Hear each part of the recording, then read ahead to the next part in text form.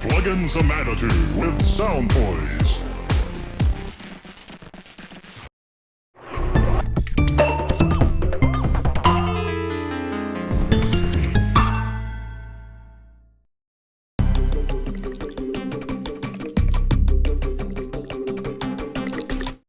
So hi Zoe. Hi. We How's are it going? here.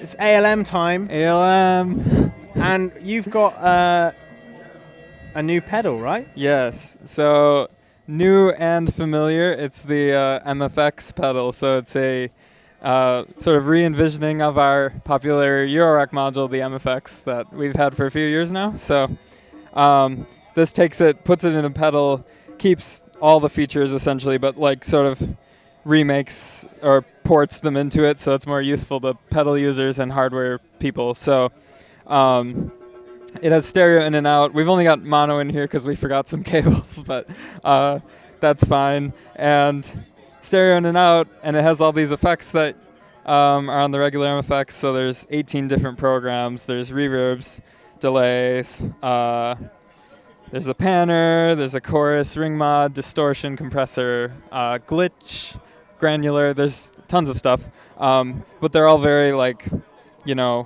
well tuned to be super useful and inspiring. And it's like quality over quantity. So there's 18, but they're all very nice. So, and they're kind of based on like old rack gear and things. So yeah. So what does it add outside of the Eurorack module? Because obviously we don't have CV inputs, right? Well, we have an expression input, which is it works for CV kind of if you have a converter, but you can use that with pedals and stuff. But yeah, you have these A, B knobs. Let me actually I'll just hit play on the syntax. So we've got a little beat here. And I've got our Digi PCM delay on the whole mix, so it's just a digital delay with some bells and whistles. So yeah, the expression input is or actually I'll go through the knobs first. So the knobs up here are hands-on controls that you can assign. So to easily assign them, you hold the button and you just turn. And I've attenuated it. Let me switch that up. So that's my delay time now. But I can go and assign the other knobs to other things. So, B is on regen, so feedback. But you can assign the same knob to multiple things. So here's the bandwidth control. So I'll assign A to that too. So you can really quickly get hands-on control. But then, along with the knobs, if I go back to our delay time, you can also assign the expression then. So there's that. I've got an LFO plugged in, so you can obviously plug in a foot pedal then and do some swells. There's loads of different expression things out there. I have a sequencer back home that I use with it, which is quite nice. So yeah, there's expression, but then the final thing that's exciting is it has a MIDI port on the top. So it gives you MIDI clock sync, which actually we don't have a cable with us, but we forgot that too. But you could clock sync it right here to the syntax, and then you can come in here and you can easily multiply and divide like a PAMS Pro. So you can do that with MIDI clock. And then if you go further than expression, you can assign CCs. So if we had a MIDI cable plugged in, you could use a sequencer LFO from the syntax or any other MIDI device to modulate. And you have CC 1, 2, 3, and 4. So you have quite a bit of modulation options just like the module, but it works with hardware, pedals and drum machines and other things. So it's almost like an MFX with one of the expanders and then some MIDI stuff. Yeah, as well. like a MIDI interface cool. too almost.